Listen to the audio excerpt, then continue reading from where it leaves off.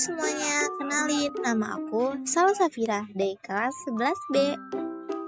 Halo, nah di sini aku mau ngejelasin nih, apa ya pengertian penganiayaan itu? Nah, jadi penganiayaan adalah tindakan sewenang-wenang yang dilakukan untuk menyiksa atau menindas orang lain. Nah, penganiayaan juga dapat berupa tindakan yang menyebabkan rasa luka, rasa sakit, atau perasaan tidak enak pada korban. Halo guys, kenalin nama aku Farel Ataila dari kelas 11B, nomor absen 14. Nah, di sini aku bakal ngejelasin sejarah singkat dari penganiayaan. Jadi, penganiayaan itu telah ada sepanjang sejarah manusia. Muncul dalam berbagai bentuk seperti penyiksaan, diskriminasi, dan kekerasan. Dari kekerasan dalam perang hingga penindasan oleh rezim otoriter, penganiayaan seringkali digunakan untuk menegakkan kekuasaan atau intimidasi. Dalam era modern, organisasi internasional berusaha mengatasi masalah ini melalui perlindungan hak asasi manusia, meskipun penganiayaan masih terjadi di berbagai belahan dunia. Halo, kenalin aku Lutfi Berti. Aku di sini akan membahas tentang ketentuan hukum mengenai penganiayaan. Penganiayaan juga memiliki undang-undang yang berlaku. Yuk mari kita bahas. Yang pertama yaitu penganiayaan biasa, pasal 351 KUHP. Berikut bunyinya.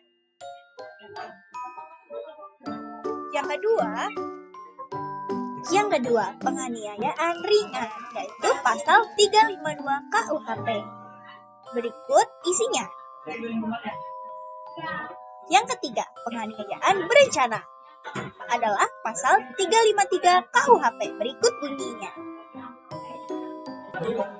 Yang keempat, penganiayaan berat berencana, yaitu pasal 354 ayat 1 KUHP. Berikut bunyinya. Hati-hati ya dengan pasal-pasal berikut. Bye-bye. Hai, kenalin, nama aku Dila Desvika. Di sini saya ingin memaparkan data statistik terkait penganiayaan. Pada tahun ini, yaitu tahun 2024, data mengenai pelaku penganiayaan menunjukkan bahwa sebagian besar pelaku adalah laki-laki yang mencerminkan kecenderungan umum dalam banyak kasus kekerasan fisik maupun seksual. Menurut data yang ada, sekitar 88,8% dari pelaku penganiayaan adalah laki-laki, sementara 11,2% sisanya adalah perempuan.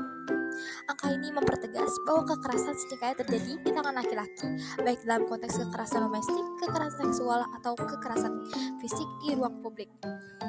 Data ini juga mengarah pada perlunya peningkatan kesadaran tentang pengaruh norma patriarki dan bagaimana hal tersebut berkontribusi terhadap peningkatan kasus kekerasan yang dilakukan oleh laki-laki.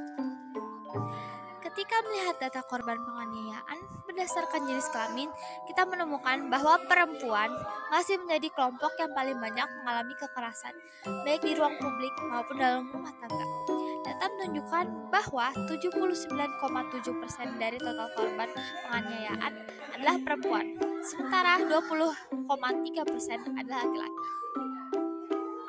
Perempuan lebih sering menjadi korban dalam kasus-kasus kekerasan dalam rumah tangga atau KDRT, pelecehan seksual, dan kekerasan berbasis gender lainnya. Situasi ini menunjukkan betapa pentingnya memperkuat perlindungan hukum bagi perempuan dan anak-anak, serta mengedukasi masyarakat tentang kekerasan berbasis gender yang sering kali dipandang sebagai masalah pribadi dan bukan sebagai pelanggaran hak asasi manusia. Data tentang bentuk kekerasan ini menunjukkan bahwa kekerasan yang dialami oleh korban tidak hanya berupa luka fisik, tetapi juga melibatkan berbagai aspek lain yang tidak kalah merusak, seperti kekerasan seksual, psikologis, ekonomi, dan penetaraan. Semuanya memiliki dampak yang dalam pada kesejahteraan korban. Seperti data di samping, dapat kita lihat bahwa kekerasan berbentuk seksual adalah yang paling tinggi dengan jumlah sekitar 10.000 orang. Makanya penting untuk kita terus mendukung kebijakan yang dapat melindungi korban penganiayaan dalam segala bentuk. Berdasarkan data di samping, dapat kita lihat bahwa kelompok yang paling rentan menjadi korban adalah anak-anak dengan rentang usia 13-17 tahun. dengan jumlah kurang lebih 8.000 orang. Data ini menunjukkan bahwa anak-anak sering menjadi sasaran empuk bagi pelaku kekerasan karena ketidakmampuan mereka untuk melindungi diri, serta kurangnya pengawasan dari orang dewasa. Hai semuanya, kenalin, nama aku Rabza Pran Putra. Kali ini, aku ingin menjelaskan tentang norma-norma yang dilanggar nih teman-teman. Yang pertama, yaitu ada norma hukum. Udah pasti nih norma hukum menjadi salah satu norma yang dilanggar.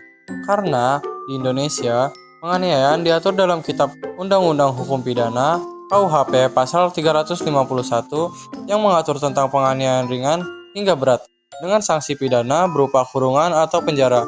Wah, serem banget ya teman-teman. Yang kedua yaitu norma moral. Selain norma hukum, ternyata penganiayaan juga melanggar norma moral loh teman-teman. Karena norma moral mengharuskan seseorang bertindak baik dan menghormati orang lain. Tindakan kekerasan terhadap orang lain dianggap sebagai pelanggaran terhadap nilai-nilai kebaikan dan kemanusiaan. Halo, kenalin, aku Zarakila. Aku di sini mau membahas tentang upaya pencegahan penganiayaan. Nah, ini dia upaya pencegahannya. Yang pertama, layanan dukungan psikologis. Yang kedua, penegakan hukum yang tegas. Yang ketiga, peningkatan keamanan lingkungan. Keempat, pelaporan dan pengaduan mudah diakses. Yang terakhir, atau yang kelima, pelatih keterampilan sosial dan pengendalian emosi. Halo semuanya, kenalin, nama aku Snul Khotimah. Nah, di sini aku ingin memberikan nih contoh kasus penganiayaan. Kalian saksikan terus ya. Nah, kalian tahu gak sih, penganiayaan itu dapat terjadi loh di sekitar kita. Bisa terjadi di lingkungan masyarakat, sekolah, tempat umum, bahkan di tempat-tempat yang kalian gak duga-duga. Nah, adapun penganiayaan yang terjadi, bahkan itu sampai bisa merenggut nyawa korban itu sendiri loh. Saksikan nih apa nih contoh kasusnya yang aku ambil nih ya. Nah, jadi ini nih contoh kasus yang aku ambil. Kasus penganiayaan yang aku ambil itu yang dimana ada salah satu siswa yang dianiaya oleh kakak kelas hingga korban ini mengalami memar dan tak sadarkan diri. Untungnya ada salah satu saksi yang melaporkan ke sekolah nih. Nah, kalian saksikan terus ya videonya ya teman-teman, disimak.